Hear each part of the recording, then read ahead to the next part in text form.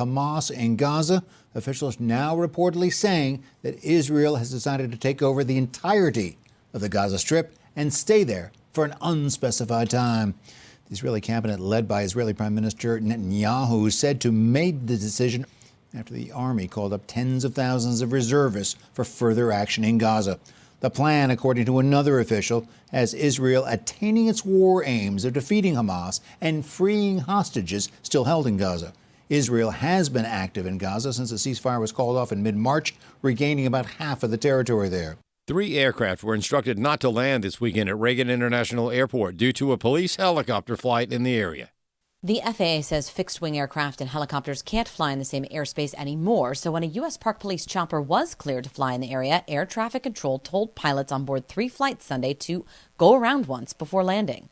The Park Police said they were asked to help search for people involved in an accident on the George Washington Memorial Parkway. Earlier this year, 67 people were killed when an Army Black Hawk on a training mission crashed into a regional jet on approach to land at DCA. And after that, the FAA permanently restricted non-essential helicopter operations around the airport and eliminated mixing helicopter and fixed-wing traffic. Last week, 2 other pilots were told to go around after a helicopter was headed to the Pentagon Army heliport. Jessica Rosenthal, Fox News. An immigration reform organization is giving the Trump administration high marks when it comes to the immigration and border issue for the first 100 days of his administration. Chad Groening has more. When Donald Trump reached the 100-day milestone last week, many commentators expressed their amazement at how much the president accomplished in that short window of time.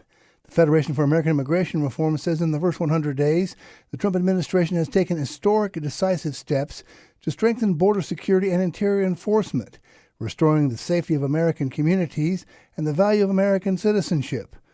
Under the Biden administration, over 10 million illegal aliens were allowed into the country, and the Trump administration is delivering on its mandate to reverse that crisis, restore the rule of law, and secure our borders. Ira Millman is Media Director for FAIR.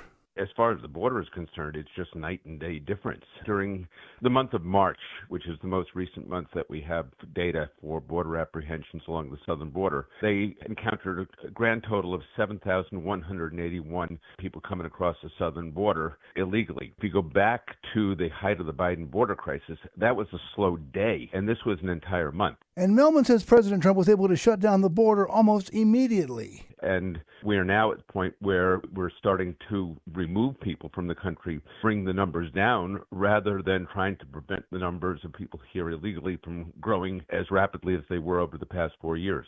So he made this a campaign issue. He made promises on this issue, and he has largely kept them. I'm Chad Groening. Stocks are slipping on Wall Street, and crude oil prices are falling to a 4-year low after the OPEC group of oil-producing nations said it plans to increase output.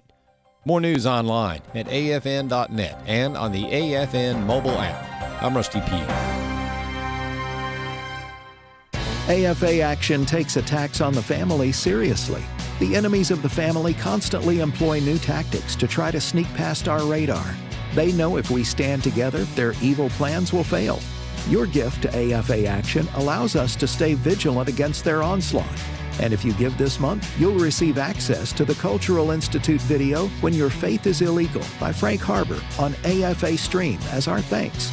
You can make your gift today at afaaction.net.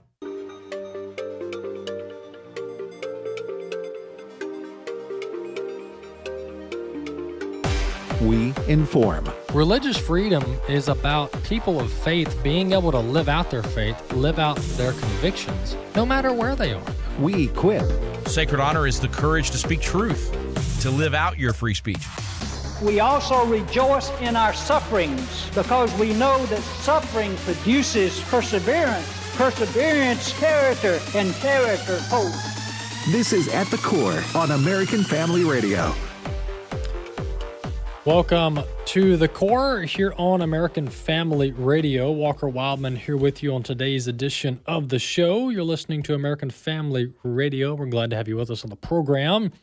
As a reminder, please subscribe to the podcast. We would love for you to subscribe to the podcast wherever you listen to podcasts. We upload the show in the form of a podcast each and every afternoon. You just type in At the Core in your podcast library. Whether you're on an Apple device, Android, Spotify, whatever app store you use or podcast store you use. Just type in the name of the program and you can subscribe to the show. And one of the added bonuses or benefits to the podcast is you do skip a lot of the breaks. So we trim out a lot of the breaks. There are a couple underwriting spots in there for some of our ministry partners, but you skip, some of the 2, 3, 4 minute breaks and get a lot of content in that 50, 55 minute window with the podcast. So there are some added benefits there by subscribing to the podcast, and that being one of the benefits. All right, let's turn our attention to the scripture, and we do have guests in the second and the third. You'll not want to miss those interviews on some of the news and stories of the week that we'll talk about. Proverbs chapter 9 is where we are this week, looking at verses 7 and 8. He who corrects a scoffer gets shame for himself, and he who rebukes a wicked man only harms himself. Do not correct a scoffer, lest he hate you. Rebuke a wise man, and he will love you. So, what I want to point out, a truth that I want to point out in verses 7 and 8 is this seems almost counterproductive to because the writer here is basically, well, the writer is saying, do not correct a scoffer, lest he hate you. And what I want to point out here in this passage is the reality of trying to correct unwise people. The reality of trying to correct, in this case, a wicked man or a scoffer. And how many times have you tried to correct someone, tried to give wisdom to someone, try to give correction to someone, and all you get in return is wrath? All you get in return is wrath. All in return you get is hatred. And that's what this proverb is talking about here. And that's why it's very difficult for man can't change the heart. Ultimately, God has to change the heart. And this is also a good gauge. This is a biblical gauge on whether someone possesses wisdom or not. How do they respond to criticism? How do they respond to, in this case, to correction? Do they lash out? Do they become hateful? Or do they respond with patience and with understanding?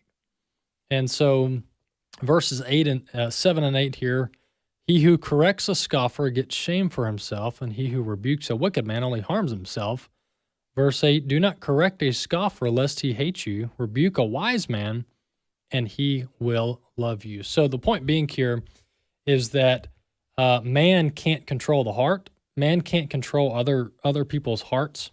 And that's why oftentimes we get frustrated because lost people or unwise people don't heed instruction that maybe you're trying to give. Well, this proverb says that that's what happens. Unwise men often reject wise counsel. And you can also tell a wise person by how they respond to correction or challenges. That's Proverbs chapter 9, verses 7 and 8. All right, this story I came across over the weekend around the Nashville area, and that is a Tennessee state troopers decided to basically run a traffic operation in which they arrested dozens of illegal immigrants in the Nashville, Tennessee area. And anybody who is familiar with local law enforcement, state law enforcement, and the sheer number of run-ins that they have with illegal immigrants, this is no surprise here. Local law enforcement, state law enforcement agencies, they have run-ins with illegal immigrants every single day. And the majority of the time, these illegal immigrants get let off because these local agencies don't know what to do with them. There's not enough room in the jails, And so they don't know what to do with them, and it's not worth their time. And then you have the feds not wanting to cooperate. Well, that's changed under the Trump administration. So let's listen to this clip. This is about Tennessee state troopers running a pretty big crackdown on illegal immigrants in the Nashville area. Clip 1. Well, guys, what THP tells us is troopers conducted around 150 traffic stops over the weekend, and some of them did involve this immigration activity with ICE. That is what troopers do confirm to us. Now, they say some drivers were found without a valid driver's license or ID, and there were some illegal drugs found, illegal guns found, and some suspected gang affiliation as well. So troopers contacted ICE when immigration status was in question. Then Sunday, here at the Department of Homeland Security, groups fighting for immigrant rights say there were dozens of people being bussed out by ICE officials. All right, well, there you have it. That's a local report on the bust in the Nashville area just by running simple traffic violation interdictions. And this is what I want to point out. I said a couple weeks ago, we've got to get out of this mindset that only the gangbangers get deported. I mean, that is not a legal constitutional viewpoint, that only those who murder American citizens are eligible for deportation. I mean, what kind of immigration system is that? President Trump ran on mass deportations, and I've got to be honest. Now, the deportations have been everything but mass deportations, and I'm just being honest with you. I'm looking at the numbers, folks. Obama and others have deported more people than President Trump. Now, do I think his team is probably doing what they can? I think at the highest levels, yes, but I think at the lowest levels, no. And here's why this mass deportation should not be problematic. Here you have Tennessee state troopers running, he mentioned roughly 150 traffic interdictions or traffic stops. And they got dozens of illegal immigrants that they handed over to ICE. This is just over a weekend. And can you imagine the numbers of deportations if every single illegal immigrant that was tied up in a traffic stop for whatever reason, no license plate, no insurance, DUI, was if every time the local law enforcement called up ICE and those illegal immigrants were deported. I mean, there's no telling. It's probably into the tens of thousands, if not thousands, every week of illegal immigrants that are tied up in traffic violations. I mean, this stuff happens all the time. Talk to anybody in local law enforcement, and they will tell you how many times they run across when either investigating crimes or traffic violations, whatever type of crime you're talking about, gang units, they run across these illegal immigrants all the time.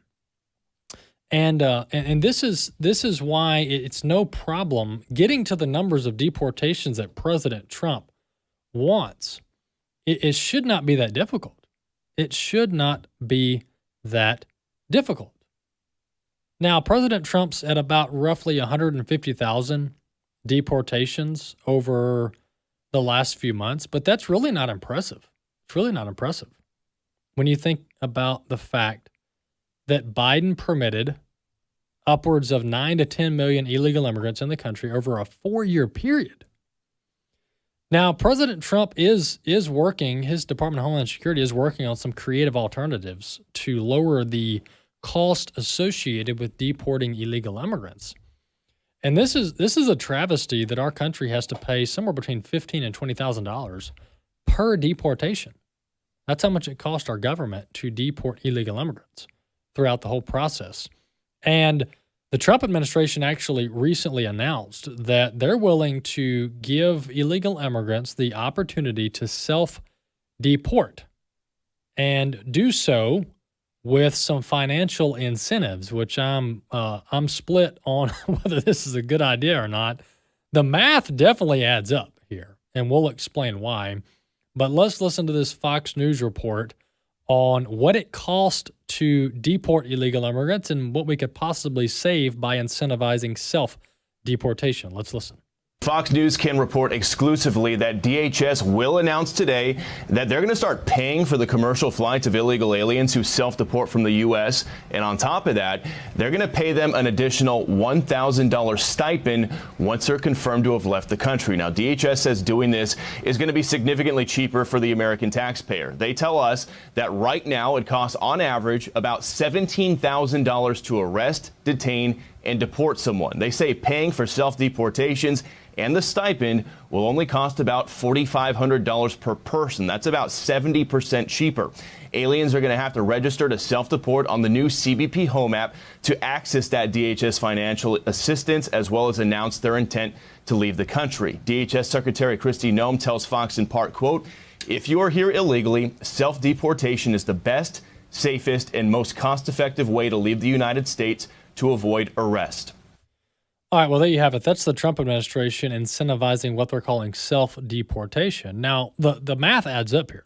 I mean, the math adds up, no doubt, because the federal government can save over close to probably $15,000 per illegal immigrant by incentivizing self-deportation. So from a physical perspective, this makes perfect sense. I mean, this makes perfect sense. You allow self-deportation, you give them a stipend, you cover their airline ticket out of the country. To me, from a financial standpoint, it's a win-win. Now, part of me is cringing at the fact that we're giving a stipend or $1,000 to an illegal immigrant under any circumstance, but I understand the fact that this could save our country millions of dollars if we could get folks to self-deport. Now, speaking of earlier, I talked about the number of illegal immigrants that are interacted with on traffic stops. And to prove my point here, let's not forget the El Salvador man that was apprehended and deported in Maryland that had a pretty lengthy connection to gangs and other activity, and had a previous deportation order on his record.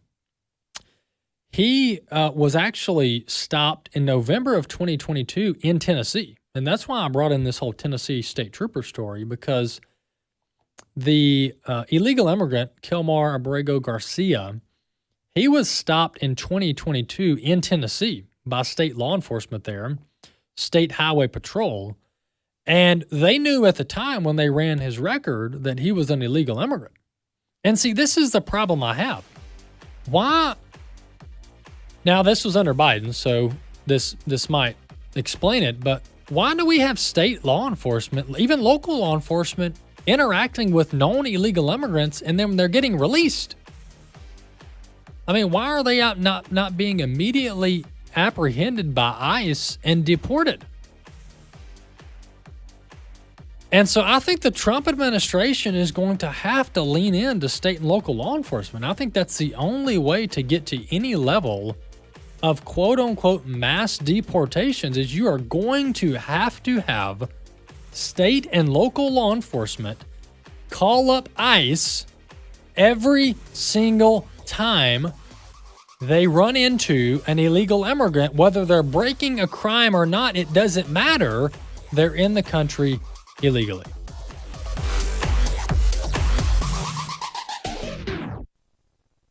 What does the future hold for American education? On the next AFA at Home, host Walker Wildmon and his guests will provide answers. Before we start talking solutions, we want to give a little context and history just to tell you how we got to where we are today. When you remove the Bible out of schools, when you remove any mention of faith from the history classes, well, you've created now a generation of individuals that, frankly, I think they're going to be very shocked by hearing a lot of the conversation today, because that wasn't in their history class. The Lord was talking to parents. He wasn't talking to government. Children belong to their parents. They do not belong to the government. There's either going to be the DEI, woke, Marxism, or you're going to go back to religion, morality, and knowledge. Don't miss Episode 7 of AFA at Home, premiering May 15th at 6 p.m. Central on AFA Stream.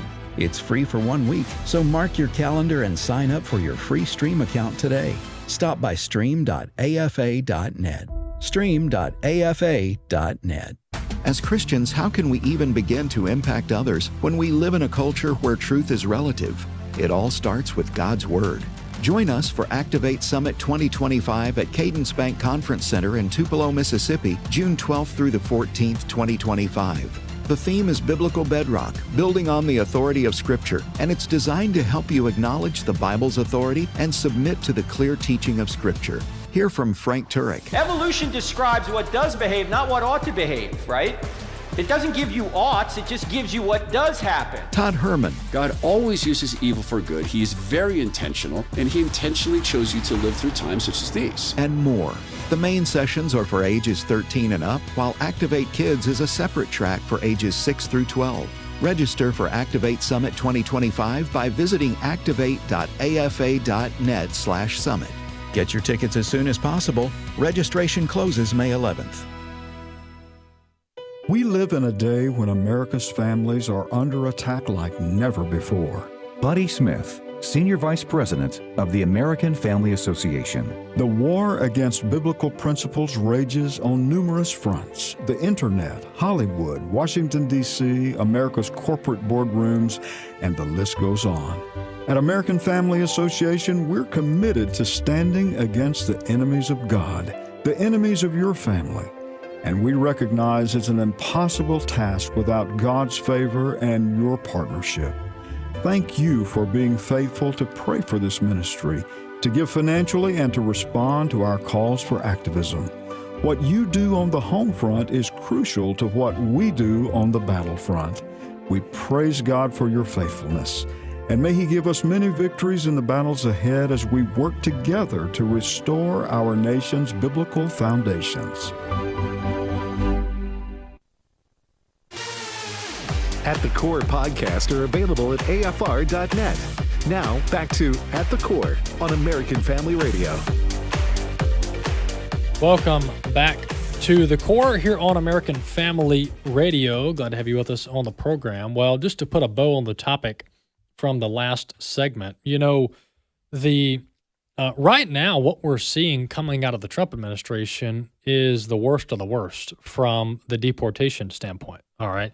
So when you're looking at the rap sheets of the illegal immigrants that are being deported by President Trump, it's the worst of the worst. It's the rapists, it's the murderers, and many of these are convicted, by the way, not just indicted or not just charged. Many of the illegal immigrants that are being deported have actually been convicted in U.S. court over some of these criminal charges, and but the issue that you're going to run into is over time you're going to get to a point where, in large part, you've deported most of the most egregious actors, if you will, from an illegal immigrant standpoint, and then if you don't ever have the conversation and make the plan to begin deporting others who are also in the country illegally, but maybe their rap sheet's not as long as the others, then you're just not going to get to a mass deportation level. You're just not going to. And also you're not going to incentivize the self-deportation plan, because if illegal immigrants think that they can come here and as long as they don't commit additional crimes while here, then they're safe from deportation, well, there's no incentive to self-deport. Right there. So you've got to really create this expectancy that anybody in the country illegally is eligible for deportation. And then that's when you're going to create really a rush to self-deport that President Trump is trying to do here. Speaking of illegal immigration and the border, Congressman Michael Guest is on with us. He represents District 3 in the state of Mississippi in U.S. Congress, and he's on with us now. Congressman Guest, welcome to the program. Yeah, thanks for having me back again. Good to talk to you. Yeah, absolutely. Well, we've been talking about the reconciliation bill, which is basically the upcoming tax bill that President Trump's been talking about, where the tax cuts from 2017 are hoping to be extended or made permanent in the tax code. But there's also other subject matters that are talking about being included in this legislation. So bring us up to date on what President Trump has called the One Big Beautiful Bill. Give us an update on some of the items that Republicans are looking to include in this legislation. Yeah, you're right. I mean, it is a bill that is multifaceted. You've got the tax relief, the extension of the Trump tax cuts, which is really the primary focus. But in addition to that, we've got a border focus where we just marked up last week in the Homeland Security Committee where we are going to invest an additional $69 billion to secure the border. Much of that money is going to wall border construction as well as new facility construction along the southwest border. But there's some additional funds going for personnel, investing in technology. We're going ahead and making an early investment to make sure we are prepared for the 2026 FIFA World Cup games that are going to be played, many of those being played in the United States. So we're looking ahead to the 2028 Olympics, and so we're going ahead. We're making down payments on those large sporting events that are going to be bringing in hundreds of thousands of people into the United States. And so we were able to mark up our portion of the bill last week. Mark Green and staff wrote a very tight piece of legislation, again, coming in under budget. We were actually allocated to spend up to $90 billion. We spent just over $69 billion, so $20 billion under budget, which I think is amazing. And this is going to go a long way to helping President Trump continue the great work that we've seen on the southwest border. I mean, we've seen border immigration numbers drop by 95%. I mean, we've basically cut off the spigot of new immigrants coming into the country. And so this legislation will help make sure that is permanent and then will allow us to reallocate resources into the interior to begin apprehending some of those individuals who are in the country illegally who need to be deported back to their country of origin. Let me ask you, before we get into kind of a timeline and maybe the implications on the economy, because a lot of the market is looking forward to this reconciliation bill because of the tax code updates or the renewal of the Trump tax cuts. But before we get into that, the DOJ has been finding billions of dollars that is either wasteful spending, fraudulent spending, somewhere in between. And a lot of the cabinet members and agencies have been cooperating with DOJ to save money where money can be saved.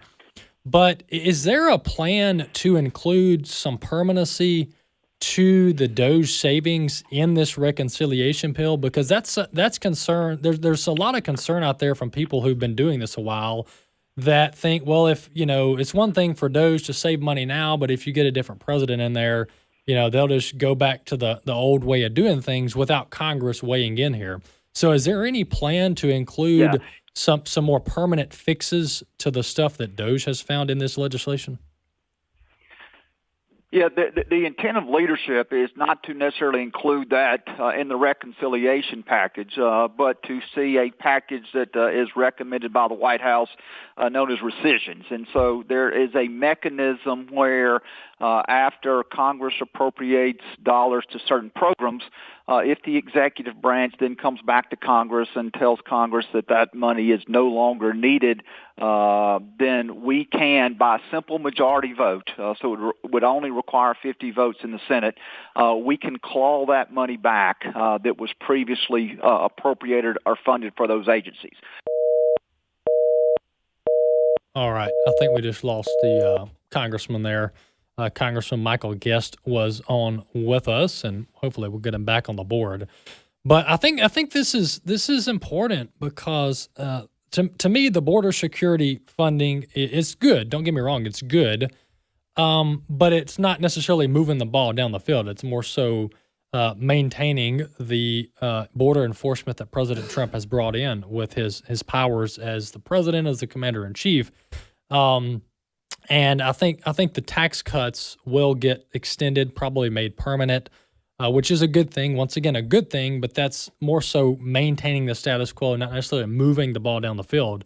And so I think a lot of voters want to see the ball move down the field. And if we could get some, as the congressman mentioned there, some rescissions as they call it, or some pullbacks on some of this wasteful spending that was authorized by Congress, I think that's a big, big deal. And I think that would go a long way to ensure voters that Congress is taking this issue very, very seriously. On the Trump tax cuts that were passed in 2017, there is talk of expanding those to include no tax on tips, no tax on Social Security, and even some more business-friendly tax cuts. So that is all being negotiated now. We really won't know probably what makes it in the final bill until both the House and the Senate work together to iron out the differences, and then we get basically one final bill for review final before Congress votes on it. So that's the latest on that. We're probably talking about the next few months here. As far as timeline goes, we're probably talking about the next few months. And along this track, or along kind of the same timeline, you have the tariffs that have been put in place by President Trump. You have the plan to negotiate permanent trade deals over the next several months. And so I stick to the notion, the idea that between this tax bill, this reconciliation tax bill, and the trade deals that are going to get worked out over the next few months, I think between those two things, once we get past that, I think the economy and the markets will respond very, very well. I think they'll respond very positively. We're already seeing the market do very well over the last 8 to 10 days, set actually a couple of records as far as the S&P 500 and the number of positive days, consecutive positive days. So I think once we get past this tax bill, we get past the tariff negotiations, I think the economy and the market will be kind of in the clear, if you will, and in a place to flourish. And we have President Trump is bringing in record levels of domestic investment. I mean, you look at some of the major multi-billion-dollar packages that he has negotiated with these companies that want to reshore manufacturing. They want to reshore their supply chain. That is going to help bolster the economy as well. So there's a lot of upside over the next few years that the Trump administration is going to bring. And I think in due time, things will go well. I think we'll see a revitalization in America's economy, in the manufacturing industry. And one of my favorite quotes from the White House and from Scott Bessent is that it's Main Street's turn. It's Main Street's turn. I mean, he said, my favorite quote, and maybe I ought to get this framed, he said, you know, Wall Street's had their time, they've had their turn, and now it's Main Street's turn. And there's a lot of truth there. That's not just a talking point. That's not just a political slogan. But there's a lot of truth underneath that, because as we've seen in recent years, the market isn't the economy, and the economy isn't the market, because under Biden, and you should be able to relate to this, under Biden, the fundamentals of the economy were actually poor. The fundamentals of the economy, they weren't very good. You had record levels of inflation. You had wages, real wage declining.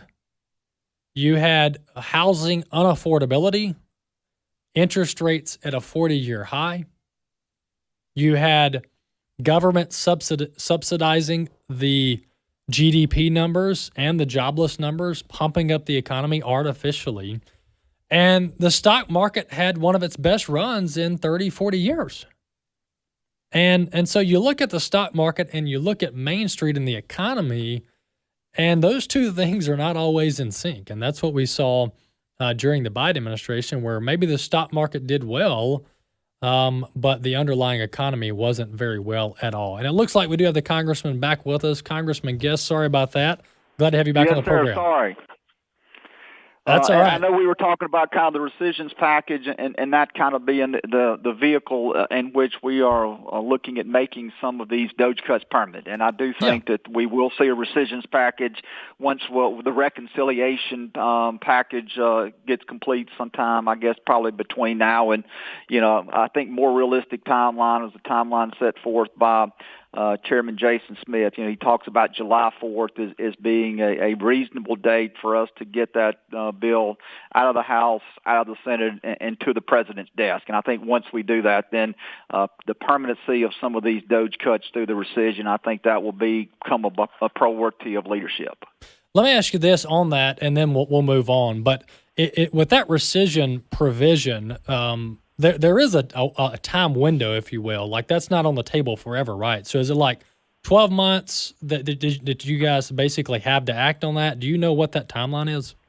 I think it's going to be within this budget year, so that would put us into the fall. Okay, into September. I think as long as we do that within the FY25 time frame, which would be the end of September, and so we would still be well within our time frame to be able to get that accomplished between now and that time. And look, that's something that is much needed. It's something that myself and a lot of others members have really been talking about, because you're exactly right. Just because this president turns off the spending, we don't want to allow another president to come in 3 years from now and be able to turn that spending back on. And the only way to accomplish that is going to be through the rescissions package. Yeah.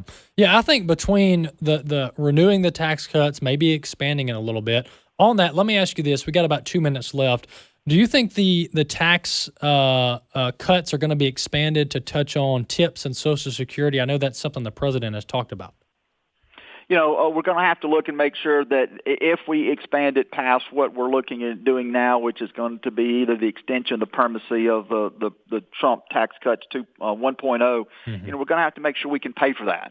And that's something that we've been very clear about, is we don't want to continue to add to the national debt. And so if we can keep spending under control, if we can keep things that would be big item packages, if we can keep those down, I think you can look at expanding those. But we want to make sure that we're not adding to this growing national debt that we have seen explode. I mean, just this year alone, the service of the national debt is going to hit more than $1 trillion. And so we're spending more money now servicing the national debt than we are funding our military. And that's something that has to change. And so I think we want to get as much as we can in this bill. We want to make sure that we make the tax cuts as broad and as permanent as possible. But we also want to do so in such a manner that we're being good stewards of the taxpayer money, and we're not leaving trillions and tens of trillions of dollars in additional new debt to our children and our children's children. Yeah, I agree 100% on that. Michael Guest, Congressman from Mississippi, representing the Congressional District 3. Thank you so much for coming on the program. Appreciate your work. Yes, sir. Thank you very much. Have a great day. All right. Thank you so much. That's Congressman Michael Guest from the state of Mississippi, talking about the reconciliation bill coming up, being negotiated and dealt with in the House now to go over to the Senate, to where the two chambers will work together to get that final package done. But, that's a good point. Tax cuts sound great, but if they're not offset and we're already running a massive deficit, that's just going to make matters worse to a degree. Some of it will spur growth. But I think the onus is going to be on Congress here. I mean, because I agree with the no tax on Social Security. I mean, the double taxing of Social Security payments is Social Security income is just patently absurd. It doesn't even make sense. But Congress is going to have to rein in the spending. I mean, that's all it boils down to. Congress has to rein in the spending to offset the tax revenue loss. We'll be back in a few. At Wesley Biblical Seminary, we believe God is raising up a movement across our nation and around the world who hold fast to the inerrancy of Scripture and the hope of holiness. We do this through bachelor's, master's, and doctoral degrees, certificate programs, and even training for lay people. So whatever your next step is in being equipped for ministry, we're here for you.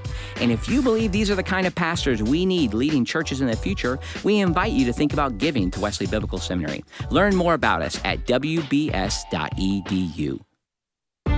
If we lose this cultural war, we're going to have a hedonistic, humanistic society.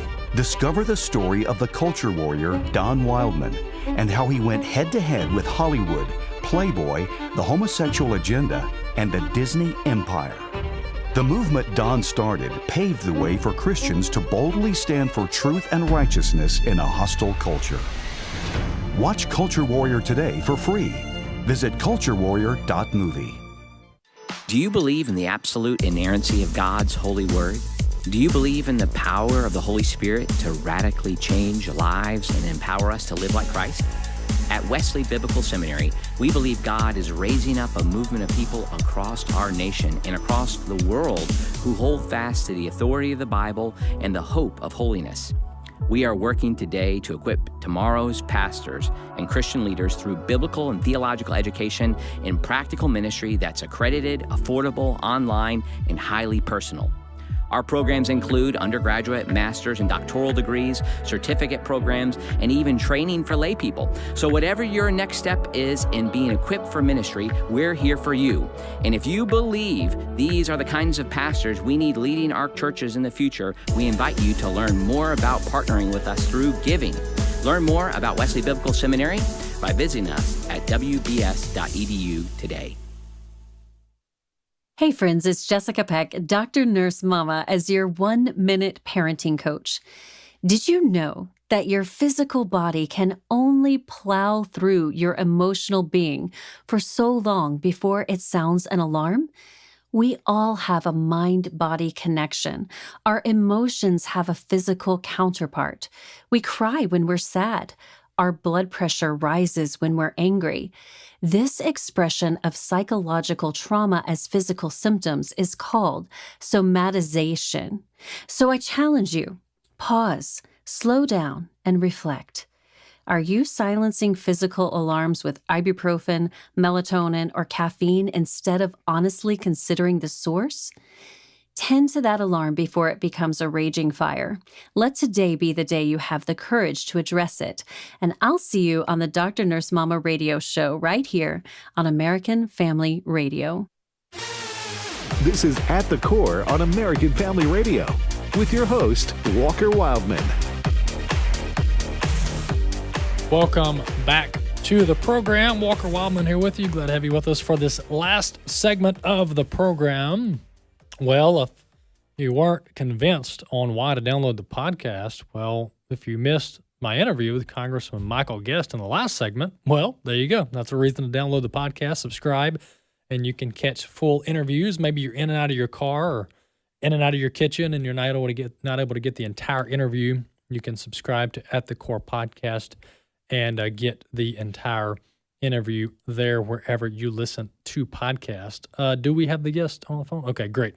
Brett Farley's joining us now. Brett's executive director of the Catholic Conference of Oklahoma, and he's on with us now to talk about an important case before the Supreme Court. Brett, welcome to the program.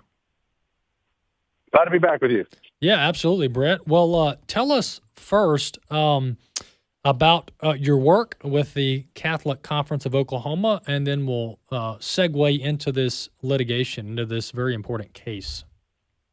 Sure. Well, the shorthand version is I'm the lobbyist for the Catholic bishops here in Oklahoma. So I'm formally the executive director for the Catholic Conference here in Oklahoma, and I'm one of about 45 similar organizations around the country, and we represent the Catholic Church in our states. At the state capitol, largely on matters that you might expect, religious liberty and the sanctity of life and family policy and things of that nature. And so obviously this case falls squarely within those categories, and it's been quite a historic event for us. Yeah, so let's talk about this case that's making its way up to the U.S. Supreme Court. And this is a pretty big case, and you have the Attorney General's office that's gone two directions here over the history of the case. But bring us up to speed on it. Kind of give us the backgrounder and bring us up to speed on this case, the name of the case, and some of the litigation. Yeah. Well, there are actually two different suits, so it gets a little convoluted, and I can explain that. But the primary case, that this U.S. Supreme Court consolidated both cases into a single oral argument last Wednesday. And so the formal case is Drummond versus St. Isidore Virtual School. And the gist of the case is that in 2022, both of the dioceses from Tulsa and Oklahoma City together formed a school, a charter school, via an application to the state of Oklahoma. And that application ultimately was approved by the state virtual charter board by a vote of 3-2 to move forward to contract with the state in what did become the country's first religious charter school. The state attorney general, Gentner Drummond, objected to that, and shortly after the approval of that contract, filed suit both against the charter board itself and also the school. So hence the two suits. Both of those suits were appealed to the state Supreme Court, which ruled against the school 7-1. One of the justices recused, and so that's the reason for the 8-vote total there. And of course, then we appealed to the U.S. Supreme Court requesting that they would take up our cause, which they did. And so last Wednesday was the formal oral argument in those cases before the U.S. Supreme Court. Let me kind of ask you this, or kind of explain it from a layperson's perspective, and then you tell me what I'm missing here. In essence, this case has to do with whether the state can deny a charter school because that charter school is religious. No, you're spot on. That's exactly it. Okay. And we are relying on three different Supreme Court precedents over the last few years, the last of which was the Carson v. Macon case out of Maine, very similar case in which the state created a program where they said, look, we're going to give state dollars to a private school in the case where a student is unable to attend a public school for whatever education needs they may have. And that's perfectly fine. The problem is that when a Christian school applied to participate in the program, they said, well, no, you can't because you're Christian. Our point in that case, our side, I would say, was that you can't tell religious groups they're not allowed to participate because they're religious, and the Supreme Court agreed with that argument. And they said very specifically in that case and the two previous cases, they sort of repeated themselves. The state's not required to create a public program of private benefit, of private participation, but if they do, you're not allowed to tell religious groups they can't participate because they're religious. If they don't qualify for some technical reason, they're unable to meet state education standards or something of that nature, that's perfectly fine. But you cannot prohibit their participation on the grounds of their religious status or activity. That was very explicit in that case, and that's been our contention in our case as well. And we think for that reason that we're very optimistic that we will prevail because the arguments are very clear. Yeah. And our founding fathers, this is where modern kind of law and lack of constitutional understanding gets it wrong, is that our founding fathers never intended for the government to affirmatively discriminate against people of faith or organizations or churches. That was never the intent of the First Amendment. The intent of the First Amendment was actually to prevent this, to prevent the state from punishing or interfering with the right of individuals and organizations to exercise their faith. So this is a pretty textbook First Amendment case in favor of these Catholic schools that are charter schools or applying to be charter schools. Let me ask you this, and this may be getting a little bit into the weeds here, but I think it's important for anyone listening in Oklahoma. Oklahoma is a pretty conservative state. I mean, with the governor and I believe Oklahoma, every county went towards President Trump, if I'm not mistaken. You've got a great 3 times, yes. Yes, you great superintendent of education, Ryan Walters, whom I know. What's going on with the Attorney General here? That is a really great question. He won at a very contentious Republican primary, barely. And then ultimately, in a state like Oklahoma, the Republican nominee ends up becoming sort of the de facto winner in a general election. And so it was a contentious race. And I think, frankly, the incumbent just didn't run hard enough. And that, when you assume that you're going to win re-election, that's when a challenger is going to come up and sneak up behind you. And so that's what happened in Gentner Drummond's case. And he ran as a conservative, and here we are. Yeah. he, ultimately is running for governor in Oklahoma, and I think that plays largely into this case because you have entrenched interests that are, let's say, not in favor of school choice that are wielding their power in this situation, and I think that has a lot to do with the way things have played out. Yeah. Right now, I mean, all of this is unfolding in the context of the 26th gubernatorial race.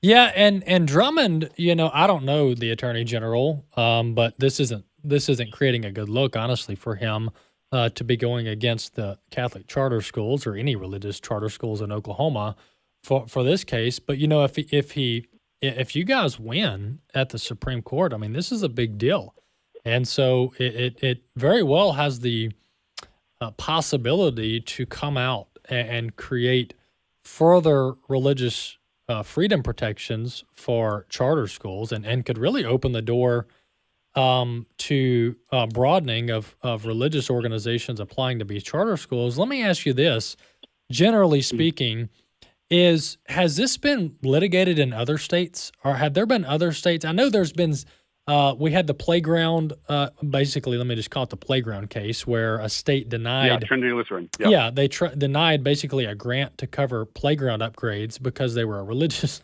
playground, because people of faith played on the playground, so we're not going to pay for that, which is textbook discrimination on behalf of the government. But has there been other religious charter schools throughout other states? I mean, what's the background here?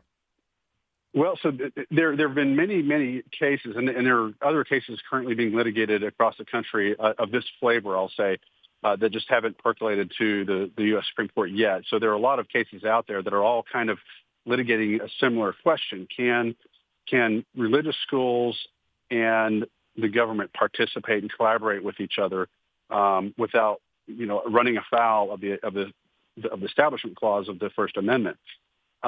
This is the first case of its kind that deals with a charter school.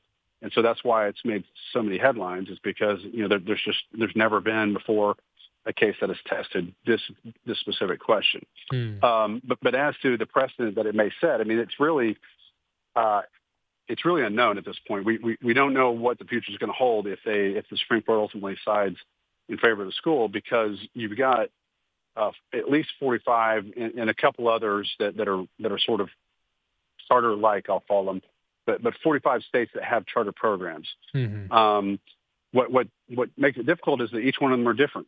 And so, you have charter programs in California, for instance, where the charter schools are one could make the argument that they are very much government entities because there's so much oversight and control by the state.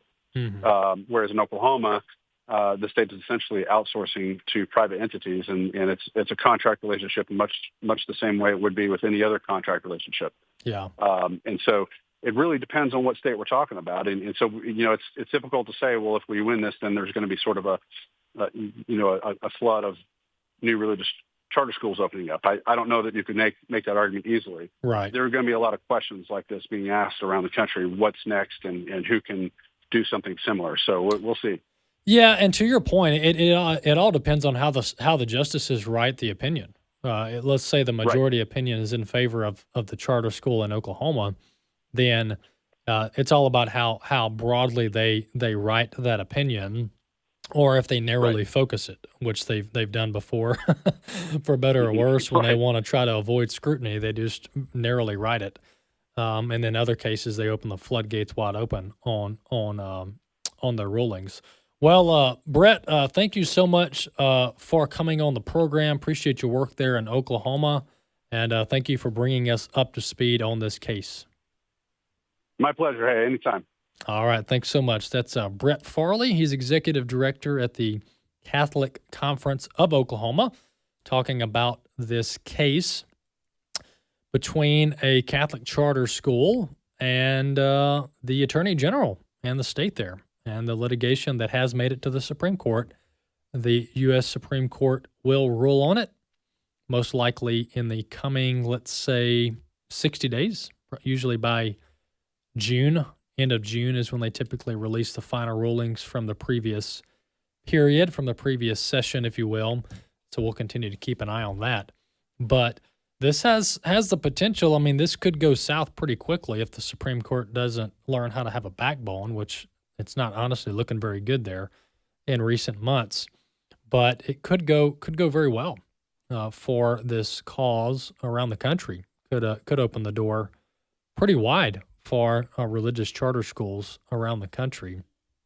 And this just shows how deeply rooted this anti-religion, anti-God ideology is embedded in our society and in our legal sphere, where you have people, and in this case, you have an attorney general, and this is just bizarre, in Oklahoma, that thinks that the state ought to be able to discriminate against a school that wants to apply for the charter school program, and they get to be discriminated against simply based on their religion or the fact that they are religious.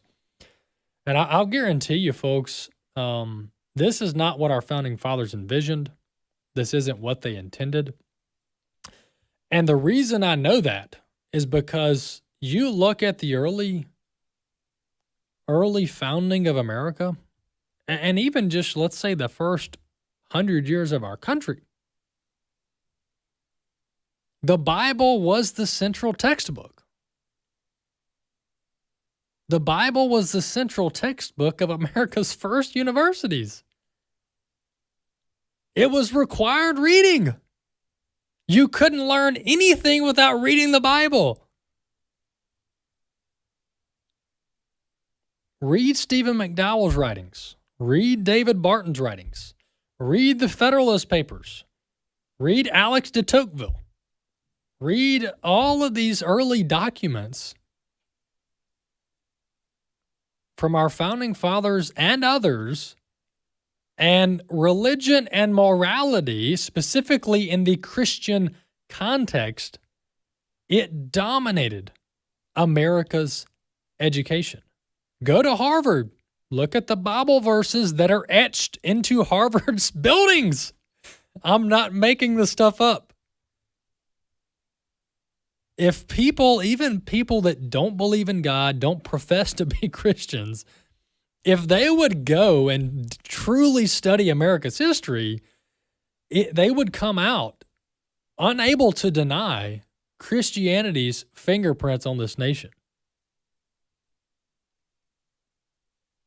And just because you don't like it, or that's not how you would have done it, doesn't mean that it's not true, and doesn't mean that we have the right to completely wipe away the religious fabric of this nation.